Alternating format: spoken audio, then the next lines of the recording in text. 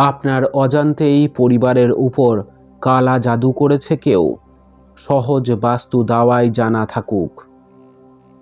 কোনো কোনো পরিবারে অনেক সময় দেখা যায় হাজার চেষ্টা করেও খারাপ সময় কিছুতেই পিছু ছাড়ে না। বারবার পরিবারের কোনো না কোনো সদস্য অসুস্থ হয়ে পড়তে থাকে বা পরিশ্রম করেও আর্থিক সমস্যা চলতেই থাকে। বড় কোনো কারণ ছাড়া পরিবারে অশান্তি কলহ লেগেই থাকে। একের পর এক বিপর্যয়ের মধ্য দিয়ে চলতে থাকে ওই পরিবার।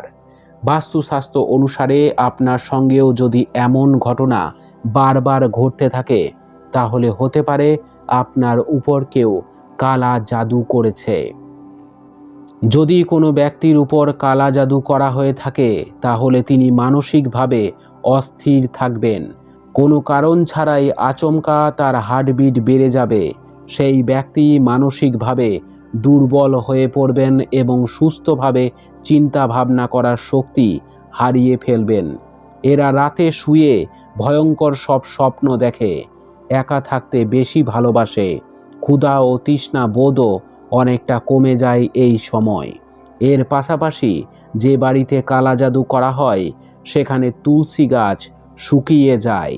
কালা জাদু দূর করার বাস্তু টিপস: কোনো মন্দিরে গিয়ে হাতে একটা 1 টাকার কয়েন ও 1 মুঠো চাল নিয়ে মনে মনে নিজের সমস্যার কথা জানান এবং মন্দিরের এক কোণে ওই জিনিসগুলি রেখে দিয়ে চুপচাপ সেখান থেকে চলে আসুন।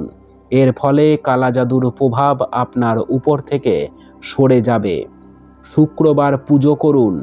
কালা জাদু দূর করতে শুক্রবার বাড়িতে ঠাকুরের আসনের সামনে একটি জলপূর্ণ পেতলের কলস রাখুন। তারপর এর গায়ে কেশর দিয়ে স্বস্তিক চিহ্ন আঁকুন। সব শেষে একটি 1 টাকার কয়েনের মধ্যে ফেলে দিন। এর ফলে আপনার পরিবার কালা জাদুর অশুভ প্রভাব থেকে পুরোপুরি মুক্ত হয়ে যাবে। ঘরের দরজায় প্রদীপ জ্বালান। প্রতিদিন সন্ধ্যাবেলা পুজো করে একটি চতুর্মুখী প্রদীপ বাড়ির মূল দরজার এক কোণে রেখে দিন। এর মধ্যে একটি 1 টাকার কয়েন রাখুন।